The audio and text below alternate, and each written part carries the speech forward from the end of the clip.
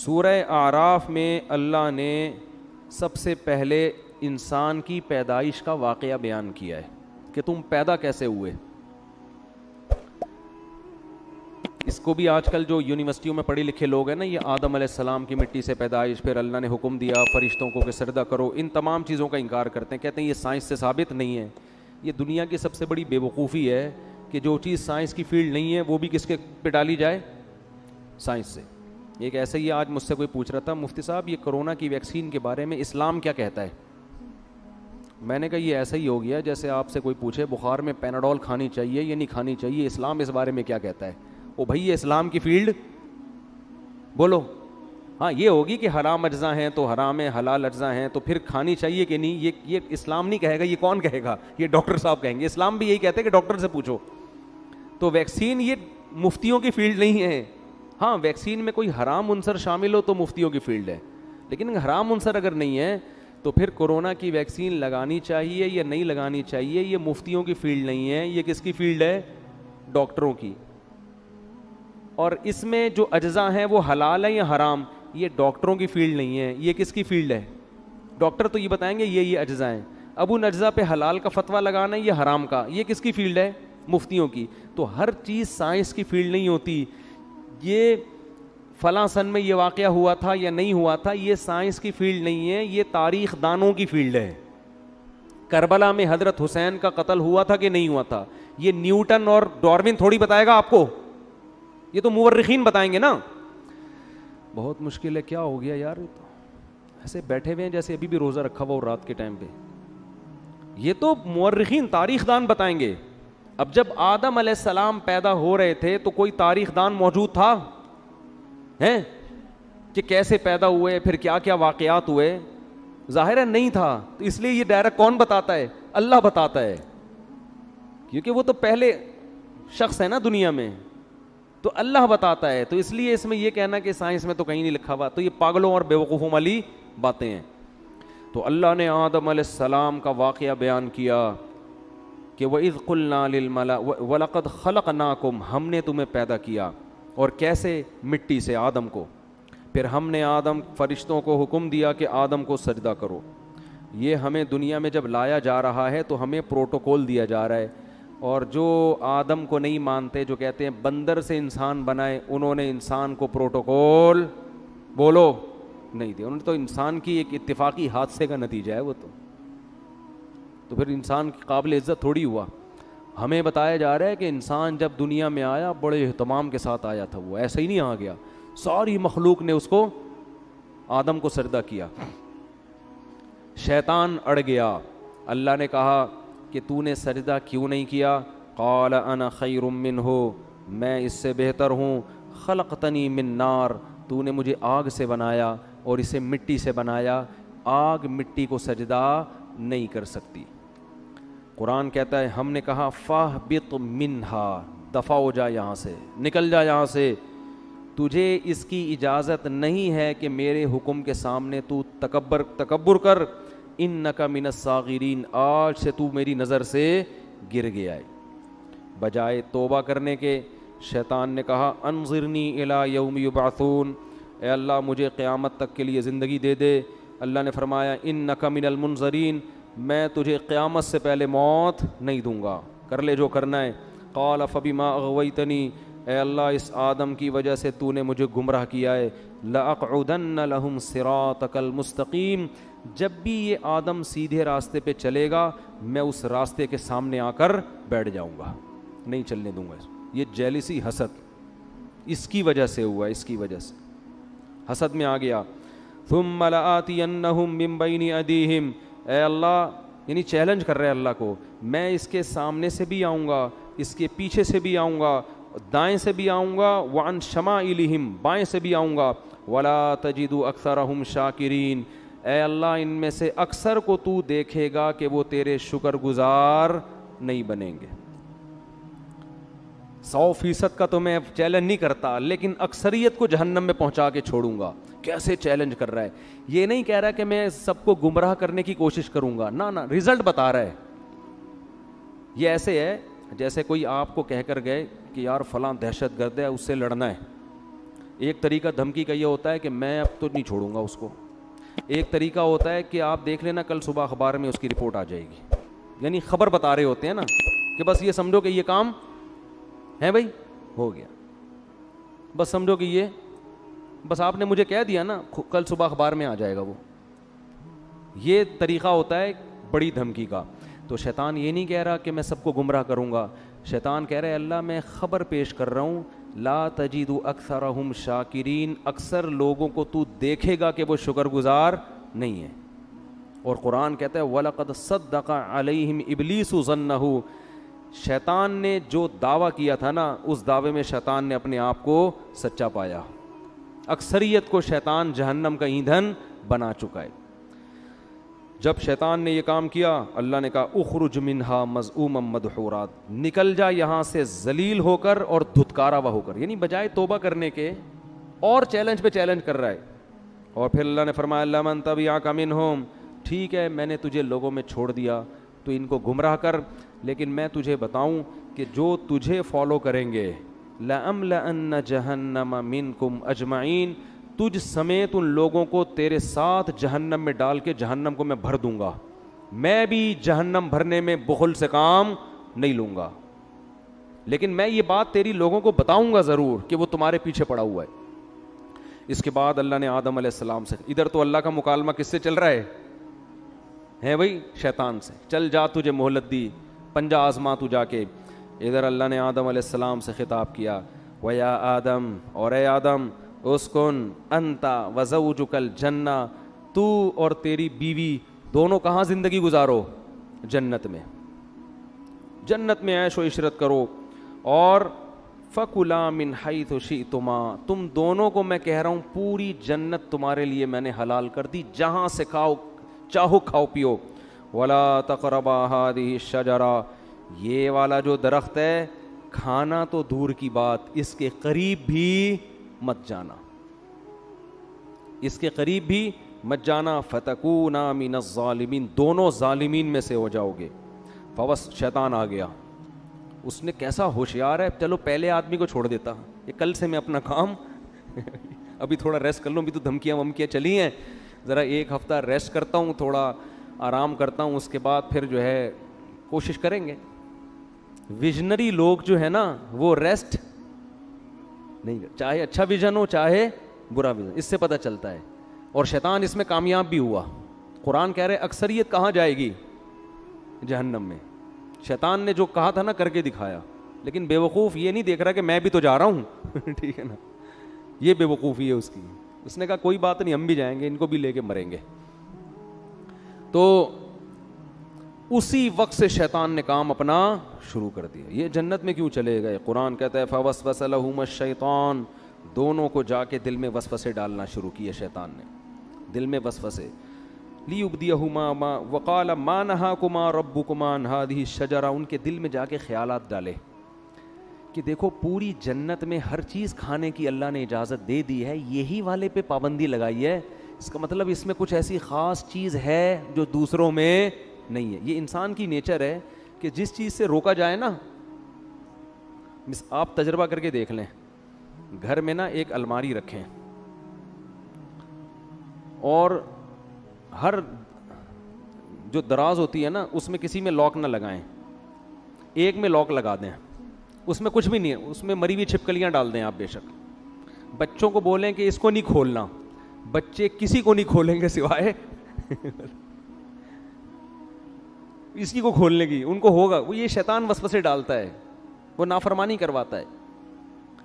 اب آدم علیہ السلام کے دل میں اور اماں حوا ان کی زوجہ دونوں کے دل میں شیطان نے وسوسہ ڈالا اور کہنے لگا ما نہاکما ربکما عن ہذہ الشجرہ, دیکھو اس درخت میں کچھ تو ہے, اللہ چاہتا ہے کہ تمہیں جنت تو ملے لیکن وقتی عارضی, موت تو ہے نا, وہ تو یہاں بھی مرو گے تم. تو لگتا ہے کہ اس درخت میں ایک چیز ہے کہ یہ درخت کھاتے ہی ہمیشہ زندگی, موت, یہ ایسی ویکسین لگ جائے گی یہ کرونا سے حفاظت کی ویکسین ہے, اور کرونا نہیں بلکہ یہ موت سے حفاظت کی کیا ہے, ویکسین ہے. یہ کھاتے ہی موت پروف ہو جاؤ گے. اور دوسری بات فرشتے بن جاؤ گے جن کی ہزاروں سال عمریں ہوتی ہیں. تو یہ چکر ہے. قرآن کہتا ہے ایسے دل میں بار بار بار بار. اب پیغمبر جو ہے نا ان کے بارے میں پوری امت کا اجماع ہے ان سے صریح نافرمانی نہیں ہوتی. البتہ یہ ضرور ہے کہ ان سے اجتہادی غلطی ہو جاتی ہے. تو علماء کہتے ہیں کہ آدم علیہ السلام کے دل میں خیال آیا اور اماں ہوا کہ اللہ نے یہ والا درخت منع کیا ہے نا, تو یہی درخت وہاں بھی اگا ہوا ہے وہاں بھی اگا ہوا ہے, تو وہاں سے کھا لیتے ہیں, کیونکہ اللہ نے تو حاضی ہی کہا تھا یہ والا. حالانکہ اللہ کی مراد یہ تھی کہ یہ کا مطلب پوری جنت میں کہیں بھی یہ والا درخت نہیں کھانا. تو آدم علیہ السلام نے تعویل کر لی, اماں ہوا نے بھی, یہ والا کا ہے وہ والا تھوڑی کا ہے. اور شیطان وسوسے ڈال رہا ہے کہ کھا لو بھائی کھا لو بھائی. جا کے قرآن کہتا ہے فلما ذاق الشجرہ, کھانا تو دور کی بات ابھی زبان پہ پھل کو رکھا اور چکھا ہی تھا, فوراً اللہ کی طرف سے پہلا عذاب کیا آیا, وطفقا بدت لہما سوآتہما, اللہ نے دونوں سے جنت کا لباس چھین لیا, دونوں برہنہ ہو گئے. وطفقا یخصفان علیہما من ورق الجنہ, اور شرم کی وجہ سے جلدی جلدی جنت کے درختوں کے پتوں کو اپنے اوپر ڈالنے لگے. دیکھو دونوں میاں بیوی تھے اور میاں بیوی کا آپس میں کوئی پردہ نہیں ہوتا. اس کے باوجود اس سے پتہ چلتا ہے کہ حیا کا تقاضا ہے کہ نارملی عام حالات میں میاں بیوی لباس کے اندر رہیں, ایک دوسرے کے سامنے اپنے سطر کو ظاہر مت کریں. اس سے آپ اندازہ لگاؤ کہ جو ہماری لبرل خواتین جو کسی کی بیوی بھی نہیں ہیں, غیر محرم مرد کے سامنے نارمل حالات میں نیم برہنہ لباس پہن کے گھومتی ہیں, قرآن کی نظر میں وہ کس قدر بے حیا ہیں. یعنی بیوی کو بھی کہا جا رہا ہے کہ نارمل حالات میں جب میاں بیوی کا کوئی ریلیشن نہ ہو اس وقت تو نارمل پراپر ڈریس میں ہونا چاہیے. حالانکہ میاں بیوی کا کوئی پردہ نہیں ہے, لیکن یہ حیا کا تقاضا ہے. اور وہ عورت جو کسی ایسے مرد کے سامنے اپنے جسم کو ظاہر کرتی ہے جو اس کا شوہر بھی نہیں ہے اور نارملی اس ڈریس میں گھومتی ہے, اسکرٹ پہن کے گھوم رہی ہیں, سلیو لیس کپڑے پہن کے گھوم رہی ہیں, اس کا مطلب یہ لوگ آدم علیہ السلام اور اماں ہوا کی نیچر پر نہیں ہیں, انہوں نے اپنی خاندانی پرمپرا کو چھوڑ دیا ہے. اصل تو ہمارا خاندان آدم اور ہوا والا ہے نا, یہ اپنے کلچر کو فالو نہیں کر رہے, یہ آدم اور ہوا کی نیچر پہ نہیں ہے, یہ فطرت پہ نہیں ہے یہ لوگ. تو فطرت اس کا تقاضا کرتی ہے کہ میاں بیوی بھی عام حالات میں نارمل حالت میں وہ ایک دوسرے کے سامنے اپنے جسم کو ظاہر کرتے ہوئے شرم محسوس کرتے ہیں. تو اب القرآن کہتا ہے فطفقا یخصفان علی وناداہما ربہما, فوراً رب نے ان دونوں کو پکارا, الم انہکما عن تلکما الشجرہ, کیا میں نے تم دونوں کو منع نہیں کیا تھا یہ درخت مت کھانا, وَأَقُلْ لَكُمَا إِنَّ الشَّيْطَانَ لَكُمَا عَدُوٌّ مُبِينٌ, کیا میں نے کہا نہیں تھا کہ شیطان تمہارا دشمن ہے. اس سے پتہ چلتا ہے کہ اللہ تعالیٰ یہ واقعہ آدم علیہ السلام کو بھی سنا چکے تھے کہ دیکھ آدم سب نے سجدہ کیا ہے, شیطان نے نہیں کیا, اور یہ تمہیں اور تمہاری بیوی کو گمراہ کرے گا. اب دیکھو ہوا کیا ہے, شیطان کو اللہ نے کہا تھا نا کہ سجدہ کیوں نہیں کیا, شیطان نے فوراً لاجک پیش کرنا شروع کر دی, میں بہتر اور یہ کیا ہے, یہ مجھ سے کمتر ہے. لیکن آدم علیہ السلام نے یہ کام نہیں کیا. آدم علیہ السلام نے یہ نہیں کہا کہ اللہ میں جنت میں آیا ہوں, تو نے یہ والا کہا تھا, میں نے وہ والا کھایا, یہ والا تھوڑی کھایا. جیسے بچے نہیں فوراً شروع کر دیتے ہیں, فوراً عذر پیش کرنا شروع کر دیتے ہیں, میں نے یہ والا تھوڑی, میں نے تو وہ والا کھایا ہے. اور دوسری بات یہ کہ ایک دفعہ کھا لیا نا, ابھی کھایا کہاں ہے, وہ تو چکھا ہی تھا ٹھیک ہے نا, کھایا کہاں ہے, ابھی تو زبان پہ رکھا تھا, کھانے دیا کہاں تو نے. دوسری بات یہ کہ اللہ جب تو نے پوری جنت میرے لیے حلال کر دی تو ایک درخت پہ پابندی لگانے کا کوئی فلسفہ میری سمجھ میں آتا ہے نہیں. ٹھیک ہے آئندہ میں احتیاط کروں گا, نہیں کھاؤں گا, لیکن یہ مائنڈ میں آنے والی بات ہے نہیں آ رہی بات. آج یہی ہو رہا ہے نا, شریعت عورت کو حکم دے رہی ہے پردہ کرو. خواتین کہتی ہیں ایکچولی پردے کی معاشرے میں ضرورت کیا ہے, مرد کی آنکھوں میں حیا ہونی چاہیے. یہ ان لوگوں کا کام ہے جن کے دلوں میں خدا کا خوف نہیں ہے, جیسے کہ شیطان کے دل میں نہیں تھا. اللہ نے حکم دیا, نبی نے حکم دیا داڑھی بڑھاؤ, رکھ لو بھائی داڑھی, نہیں رکھتے توبہ استغفار کرو, نہیں.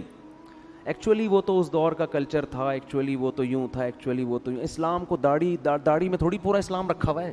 اصل تو انسان کا کردار اچھا ہونا چاہیے, اخلاق اچھے ہونے چاہیے, دل نہ دکھاؤ. اور بھائی داڑھی رکھنا فرض ہے. اللہ نے موسیٰ علیہ السلام کو کوہ طور پہ بلا کے حکم دیا تھا کہ یہودیوں سے کہیں داڑیاں رکھیں, داڑھی مت کٹائیں. ہمارے نبی کی بخاری مسلم کی حدیث ہے, یہود و نصارہ کی مخالفت کرو, داڑھی بڑھاؤ. تمام پیغمبروں کی داڑیاں تھیں, تمام پیغمبروں کی. لیکن آپ دیکھ لو ہمارا لبرل طبقہ ایکچولی یوں ہے, اچھے دل میں ہو, داڑھی اندر ہونی چاہیے, اندر نہیں باہر بھی ہونی چاہیے داڑھی. اندر کا کوئی فائدہ نہیں ہے, باہر داڑھی پراپر ہونی چاہیے. نہیں رکھی جاتی توبہ استغفار کرو, اللہ سے مانگو, اللہ کے حکم کو تبدیل مت کرو. تو ہر چیز میں ایسا ہی ہو رہا ہے کہ پردے کے معاملے میں آپ دیکھ لو, اور دوسری شادی میں بھی یہی ہو رہا ہے. بات آ گئی ہے تو جلدی سے تھوڑی سی کر کے نکلتا ہوں آگے. بھائی 4 شادیوں کی اللہ نے مرد کو اجازت دی ہے کہ اگر وہ عدل کر سکتا ہے تو کرے.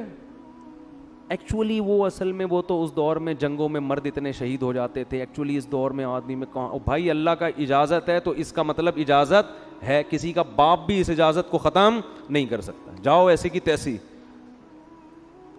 ہے تو ہے, اس میں کون سی شرمندگی کی بات ہے بھائی, اللہ نے اجازت دی ہے, دیٹس آل.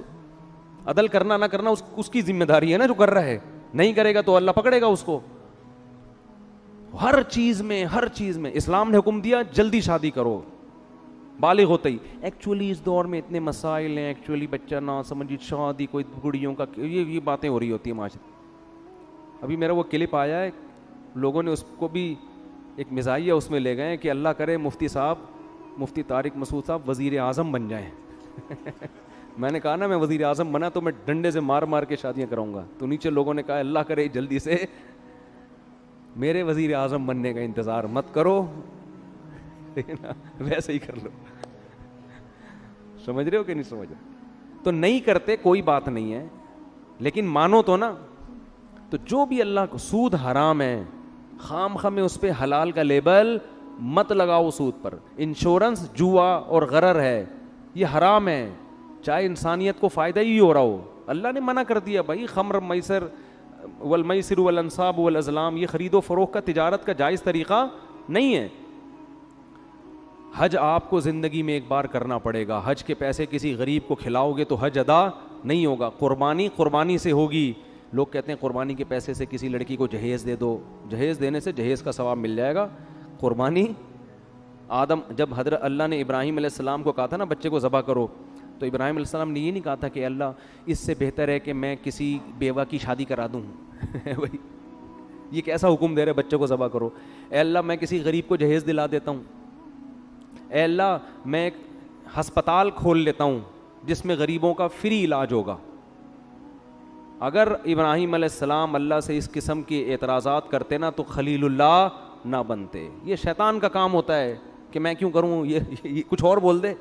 اللہ اس وقت شیطان سے کہتے کہ چل تو سجدہ نہیں کرنا, نہیں کر, تو 1 کروڑ رکعت کی نیت باندھ لے.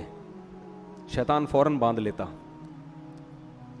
فوراً کیا کرتا, بولو, باندھ لیتا. اللہ اس سے کہتے ٹھیک ہے تو غریب جنات کو کھانا کھلا. وہ بھی جن تھا نا, تو غریب جنات کو کیا کھلا, کھانا. شیطان دبا کے کھلاتا کیونکہ وہ بڑا عبادت گزار تھا.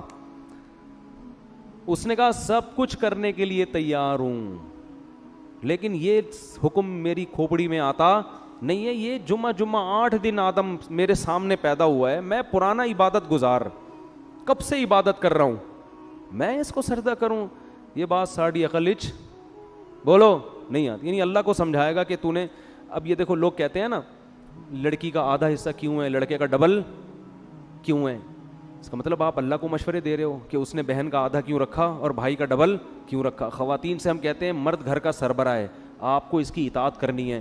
خواتین کہتی ہیں کیوں, فوراً کہتی ہیں کیوں, یہ اس میں کیا ہے, یہ اس کو میں سربراہ مانوں, میں اس کی اطاعت کروں, یہ مجھ سے پوچھ کے گھر سے باہر جاتا ہے جو میں اس سے پوچھ کے جاؤں. بھائی مرد کو اللہ نے پابند نہیں کیا ہے کہ وہ بیگم کو جہاں بھی جائے بتا کے جائے. عورت کو پابند کیا ہے کہ جب وہ گھر سے نکلے گی میاں کو بولو بتا کے جائے گی. ہاں مرد بھی اگر بتا کے جاتا ہے تو ایک اچھا میاں کہلائے گا وہ مارکیٹ میں, جو آج کل شارٹ ہیں, اچھی بات ہے, اخلاق کا تقاضا ہے, جہاں جا رہے ہو بتا دو, کوئی غلط, کوئی بم پھاڑنے تھوڑی جا رہے ہو, کوئی چرس پینے تھوڑی جا رہے ہو, دوستوں میں جا رہے ہو, بتا دو بیگم میں ذرا بیٹھا ہوا ہوں. اخلاق کا تقاضا اور چیز. لیکن قانون کیا ہے کہ رخصتی عورت کی ہوتی ہے, آدمی کی نہیں ہوتی, وہ باؤنڈ ہوئی ہے. لیکن آج کل سسٹم الٹ, آدمی کی ایسی کی تیسی ہو جاتی ہے, کم بخت 2 منٹ نہیں کہیں بیٹھ سکتا, لوکیشن پہ پتہ چل رہا ہوتا ہے کہاں بیٹھا ہوا اس وقت. پوری میپ پہ لوکیشن ڈالی ہوئی ہوتی ہے, اپنے بندے کا DNA ڈالا ہوا ہوتا ہے اس میں. تو لوگ پھر ڈپریشن میں آتے ہیں, یار گھر سے باہر کہیں آزادی ختم ہو گئی. تو اس کو اللہ نے پابند کیا ہے. ہاں پابند کا یہ مطلب نہیں کہ جیل خانے میں ڈال دیا, اب اس کو کہیں جانے ہی نہ دیں آپ, لیکن شوہر کو اعتماد میں لینا ضروری ہے. اب خواتین کہتی کیوں, ہم تو مرد کے برابر ہیں. بھائی اللہ نے نہیں بنایا آپ کو, للرجال علیہن درجہ, اللہ کہتے ہیں میں نے مرد کو عورت پر ایک درجہ فضیلت دی ہے. تو عقل مند عورت کہے گی بھائی اللہ نے اس میرے میاں کو میرا سربراہ بنا دیا, اے اللہ میں تیرے حکم پہ راضی ہوں, اگرچہ مجھے کھوپڑی میں آتا نہیں ہے, لیکن میں اس کو سر کا تاج بناؤں گی, اس کی خدمت کروں گی, اس کو عزت دوں گی, اس کو احترام دوں گی. عقل مند عورت یہ کرے گی, کس کو خوش کرنے کے لیے, اللہ کو, کہ بھائی یہ بھی مر جائے گا ایک دن تو مجھے اللہ اس پہ کیا دے گا, اجر, کہ تو نے اپنے شوہر کو راضی رکھا تھا. اور اللہ نے میاں کو پابند بنا دیا کہ سارا خرچہ کس کے ذمے ہے, تمہارے ذمے. اب میاں بیوی کو سمجھا رہا ہوتا ہے ایکچولی آج کل مہنگائی کا دور ہے, ایکچولی تم بھی جاب کرو, دیکھو گھر مل کے ایسے نہیں ہوتا, یہ ٹوپی ڈرامے ہیں بھائی.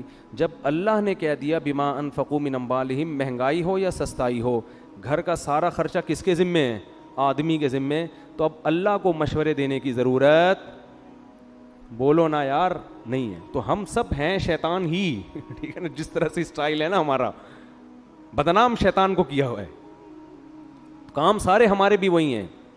تو شیطان نے کہا تھا نہیں میری کھوپڑی میں نہیں آ رہا, آدم کو اللہ نے کہا میں نے منع کیا تھا مت کھانا, تو آدم علیہ السلام نے یہ نہیں کہا ایکچولی اللہ مجھے اصل میں کنفیوژن ہو رہی تھی تھوڑی, یہ والا یا وہ والا. تو اصل میں وہ نا نا نا نا نا نا, جیسا ہی اللہ نے کہا میں نے منع کیا تھا, آدم نے کہا ربنا ظلمنا انفسنا, دونوں مل کے دعا مانگنے لگے میاں بیوی, اے ہمارے رب ہم نے اپنی جان پہ ظلم کیا, کوئی عذر نہیں, غلطی ہو گئی. وَإِن لَّمْ تَغْفِرْ لَنَا, اب بھکاری بن کے مانگ رہے ہیں, اللہ اب تیرے رحم و کرم پہ ہیں ہم, تو چاہے تو شیطان کی طرح ہمیں بھی دھتکار سکتا ہے ہمیشہ کے لیے, لیکن ہم تباہ ہو جائیں گے, ہم کیا ہو جائیں گے, برباد, ہم پہ طرز کھا اور ہمارے اس جرم کو معاف کر دے. اللہ کو یہ کلمات اتنے پسند آئے, قرآن کہتا ہے ثم اجتباہ ربہ فتاب علیہ وہدا, 3 احسان کی اللہ نے آدم پر. ایک اجتباہ, آدم کو کی دوبارہ ویسے ہی سلیکشن ہو گئی جیسے پہلے, جیسے کسی عہدے سے برطرف کر دیا جاتا ہے نا, ایسا جو صاحب کو نکال دیا فوراً وہ عہدہ کیا ہو گیا, بحال. تو اللہ کی نظر میں آدم کا جو مقام تھا نا اس غلطی سے پہلے, اللہ کہتے ہیں اجتباہ, وہ مقام میں نے آدم کو دوبارہ دے دیا. ثم اجتباہ ربہ فتاب علیہ. نمبر 2, گناہ بھی معاف کر دیا, صرف دنیاوی لحاظ سے جو عہدہ ملا تھا وہ واپس نہیں ملا, بلکہ جو غلطی تھی وہ بھی معاف. اور پھر ایک اور احسان یہ کیا, وہدا, آئندہ کے لیے ان کو یہ توفیق دی کہ سیدھے راستے پہ چلیں اور ایسی غلطی نہ کریں. یہ تگڑی توبہ کی علامت ہوتی ہے کہ دوبارہ گناہ سے انسان کی حفاظت. ایسا بنا دیا کہ اب غلطی پروف ہو گئے, کیا ہو گئے, اب نہیں ہوگی یہ غلطی, اب میں حفاظت کروں گا آپ کی توبہ مجھے اتنی پسند آئی ہے, اب آپ سے یہ غلطی میں نہیں ہونے دوں. شیطان وسوسے ڈالے گا, اب میں شیطان کی راہ میں رکاوٹ بنوں گا. بعض دفعہ ایسی خاندانی توبہ انسان کرتا ہے کہ اللہ پھر اس کو توفیق دیتے ہیں کہ وہ غلطی سے بچے, لیکن پھر بھی غلطی ہوتا ہے پھر بھی توبہ کرو. تو اس سے ہمیں پتہ چلتا ہے کہ بھائی ہم خطا کے پتلے ہیں, ہم سے ہو جائے گی تو ہم شیطان والے راستے پہ نہیں چلیں گے, توبہ کریں گے اللہ سے. جب اللہ نے آدم علیہ السلام کو یہ فرمایا تو اللہ نے فرمایا توبہ تو قبول ہے, لیکن اب آپ کو زمین پہ رہنا ہے. یہ تو ایک میں نے ریہرسل کروائی تھی, ٹھیک ہے نا, جنت دکھائی آپ کو کہ آپ کو اس کے لیے بنایا ہے, اور توبہ کی آپ نے, تو اب آپ اصل میں تو آپ کو دنیا کے لیے پیدا کیا ہے میں نے. اب آپ دنیا میں جاؤ گے اور آپ کی اولاد پیدا ہوگی, جو جنت میں مزے تھے وہ اب آپ کو نہیں ملیں گے, اور آپ جا کے یہ اعلان کر دیں اپنی آنے والی نسلوں میں کہ جو دوبارہ اس جنت میں جانا چاہتا ہے وہ اپنے آپ کو غلطیوں اور گناہوں سے بچا کے. اب یہ فری میں نہیں ملے گی, یہ محنت پہ ملے گی. ابھی تو میں نے آپ کو فری میں دے دی تھی, ٹھیک ہے نا, اب یہ جنت دوبارہ فری میں نہیں ملے گی. جزاء بما کانوا یعملون, جو عمل کرے گا اس کو ملے گی, اور جو عمل نہیں کرے گا وہ اس جنت سے محروم. پھر اللہ نے اس واقعہ سنانے کے بعد فرمایا یا بنی آدم لا یفتننکم الشیطان کما اخرج ابویکم من الجنہ. اے بنی آدم, اے انسانوں, دیکھو شیطان تمہیں اسی طرح ورغلا کے جنت سے محروم نہ کر دے جیسے اس نے تمہارے باپ آدم اور حوا کو نکلوایا جنت سے. سمجھ میں آ رہی ہے بات کہ نہیں آ رہی؟ اللہ ہمیں تنبیہ کر رہے ہیں کہ آدم کو تو جنت میں جاتے ہی پیچھے پڑ گیا تھا, تو تم بھی جب بالغ ہوتے ہو نا اور احکام کے مکلف ہوتے ہو, اسی وقت شیطان تمہارے پیچھے پڑ جاتا ہے. اور اللہ نے فرمایا انہ یراکم ہوا وقبیلہ من حیث لا ترونہم. شیطان اور اس کے شتونگڑے یہ تمہیں اس طرح سے دیکھ رہے ہیں کہ تم اس شیطان کو دیکھ نہیں سکتے, یہ تمہیں نظر نہیں آتا. اس میں اللہ نے جواب بھی دے دیا کہ ہو سکتا ہے یونیورسٹی کے کسی پروفیسر کو اعتراض ہو کہ وہ شیطان ہے کہاں, ہمیں تو نظر آ نہیں رہا. تو اللہ نے فرمایا کہ وہ تمہیں نظر نہیں آئے گا لیکن شیطان کو تم نظر آ رہے ہو. یہ ایک حقیقت ہے, ہر چیز سائنس ٹریس نہیں کر سکتی. شیطان مادی چیز نہیں ہے, اور سائنس کا جو ٹاپک ہے نا وہ مادی چیزوں پہ ہے. بہت سی اور اللہ نے ایسی مخلوق پیدا کی ہے جو ہمیں نظر نہیں آتی, وہ ہماری لیبارٹریوں میں ٹریس ہی نہیں ہو سکتی ہے.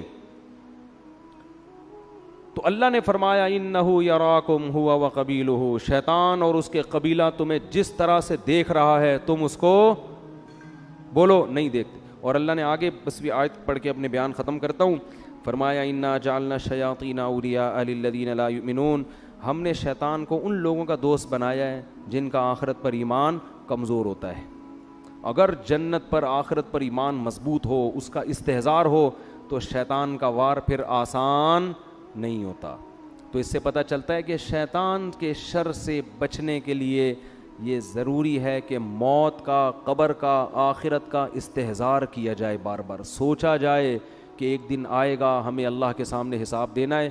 اور اسی سورہ اعراف میں اللہ نے فرمایا کہ جو لوگ آخرت کو بھول کے بیٹھے ہوئے ہیں نا, الیوم ننساہم کما نسوا لقاء یومہم ھذا, آج کے دن ہم ان کو ایسے ہی بھول جائیں گے جیسے یہ دنیا میں حساب کتاب کے دن کو بھول گئے تھے.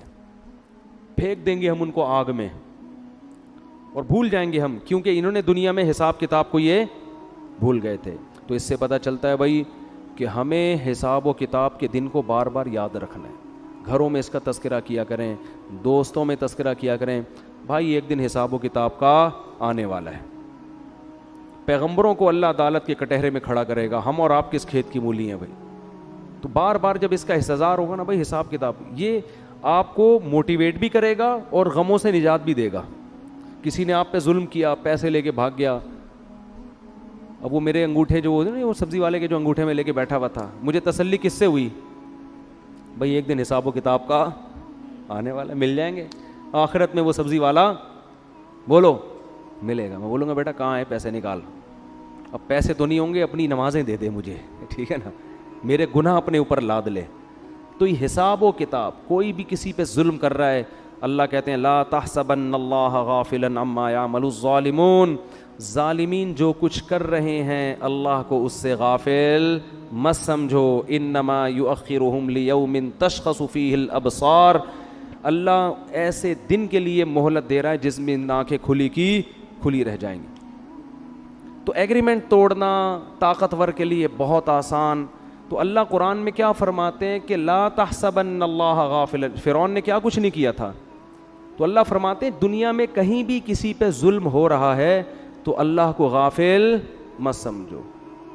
پھر اے اللہ تو حساب لیتا کیوں نہیں ہے؟ اللہ فرماتے ہیں یوم تشخص یؤخرہم, ہم نے ایک ٹائم متعین کیا ہوا ہے. حلیم ہے اللہ, بردبار ہے, جلد باز نہیں ہے.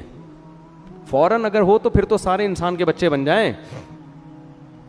کیا خیال ہے بھائی؟ پھر آزمائش تھوڑی ہو, ادھر کوئی زنا کرے ادھر چھت گر جائے اس کے اوپر, تو فوراً لوگ زنا چھوڑ دیں, یار ادھر جرم کرو فوراً سزا ملتی ہے. نا نا نا, قرآن کہتا ہے سزا کے لیے ایک دن ہم نے متعین کیا ہوا ہے. اللہ تعالیٰ سے دعا ہے اللہ سمجھنے کی اور عمل کرنے کی توفیق عطا فرمائے. وما علینا الا البلاغ.